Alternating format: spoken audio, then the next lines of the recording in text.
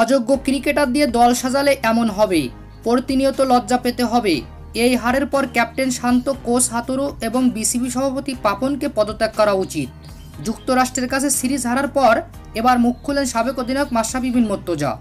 যুক্তরাষ্ট্রের বিপক্ষে টানা 2 ম্যাচ হেরে সিরিজ হারল বাংলাদেশ। ব্যাটে বলে সব দিক থেকে যুক্তরাষ্ট্রের কাছে পাত্তা পায়নি বাংলাদেশ। যুক্তরাষ্ট্রের মতো দলের বোলারদের খেলতে একেবারেই ব্যর্থ ছিল বাংলাদেশের প্রত্যেকটি ব্যাটসম্যান। মাত্র 145 রান টপকাতে পারেনি 11 জন ব্যাটসম্যান মিলে।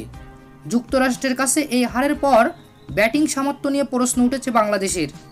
এমন লজ্জাজনক হার বাংলাদেশ ক্রিকেট কালো একটি অধ্যায় হয়ে থাকবে, কেননা বাংলাদেশ একমাত্র আইসিসির পূর্ণ সদস্য দল যারা সিরিজ হেরেছে, তাও আবার যুক্তরাষ্ট্রের বিপক্ষে, সেটাও আবার প্রথম সিরিজে। তাই তো এবার চরম খেপেছে বাংলাদেশের সাবেক অধিনায়ক মাশরাফি বিন মুর্তজা। যুক্তরাষ্ট্রের কাছে হারের পর তিনি বলেন, যুক্তরাষ্ট্রের কাছে এই হার আমাদের প্রাপ্য ছিল। আমরা দীর্ঘদিন ধরে বাজে খেলছি, বিশেষ করে শান্ত ক্যাপ্টেন হওয়ার পর থেকেই। তবে 2-1 ম্যাচ জিতে বাংলাদেশের দুর্বলতা ঢাকা পড়ে যেত। এবার সিরিজ হারার পর সব দুর্বলতা প্রকাশ পেল। শান্তর ক্যাপ্টেন্সি, হাতুরুর বাজে প্ল্যানিং, বিসিবির খামখেয়ালির কারণে দলের এই অবস্থা। অযোগ্য ক্রিকেটার দিয়ে দল সাজালে এমনই হবে। পাপন, হাতুরু সহ শান্তর এই হারের দায় নিয়ে পদত্যাগ করা উচিত। তাদের আর চায় না ভক্তরা।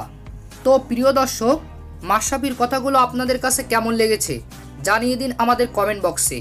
ধন্যবাদ।